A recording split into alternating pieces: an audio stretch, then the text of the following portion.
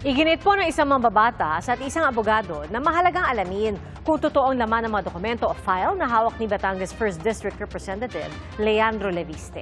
Ayon naman sa isang kongresista, posible maging basehan ng ethics complaint laban kay Leviste ang paraan ng pagkuha niya ng files mula sa opisina ni dating DPWH Undersecretary Caterina Cabral. Saksi, si Tina Panganiban Perez.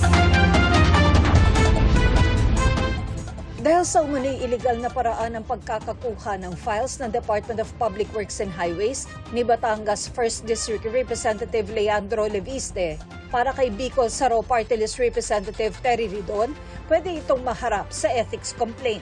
Para nga sapilitan yung pagkuha po ng mga files mula po sa DPWH office, sa office po ni Undersecretary Cabral, ni Congressman Leandro Leviste. Yung pong mga nagsalita ng mga kawani, pwede yung imbitahan yan doon sa ethics complaint na pwede yung isampa laban kay Congressman Leviste. Si Secretary Dizon na po mismo yung nagsabi, twice or thrice flatly denying giving any authority to Congressman Leviste. Bagamat kahit sino ay pwedeng magreklamo, ayon kay Ridon, pinakamainam anya kung ang mga taga-DPWH na nakasaksi ang maghain. Pwede rin kusa mag-imbestiga ang House Committee on Ethics and Privileges.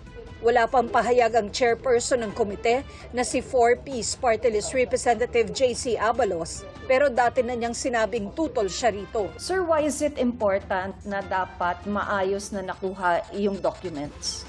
Kasi pagka hindi maayos yung chain of custody, transfer po ng documents. Katulad ng binabanggit po ng Ombudsman, yung pong reliability at credibility po ng mga hawak po ni Congressman Leviste na files will obviously be put into question.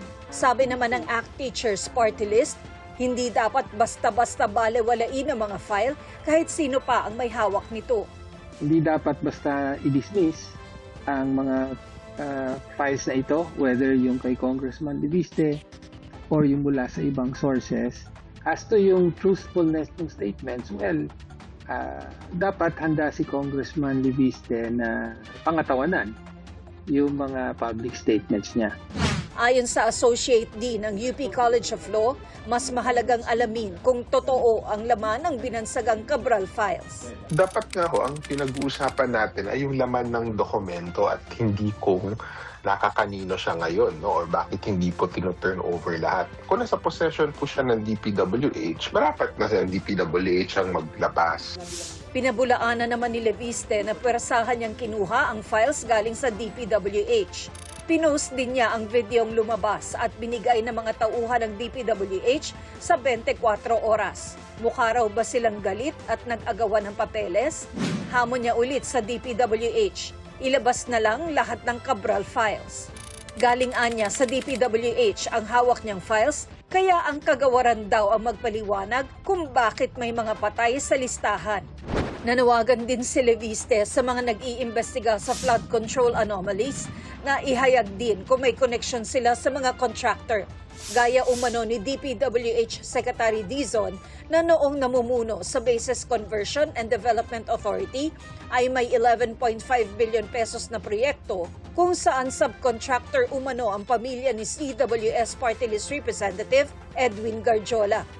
Tahasa namang pinabulaanan ni Dizon ang tinawag niyang walang basehan at malisyosong alegasyon ni Leviste na may insertion si Dizon para sa flood control projects nung siya pa ang namumuno sa BCDA.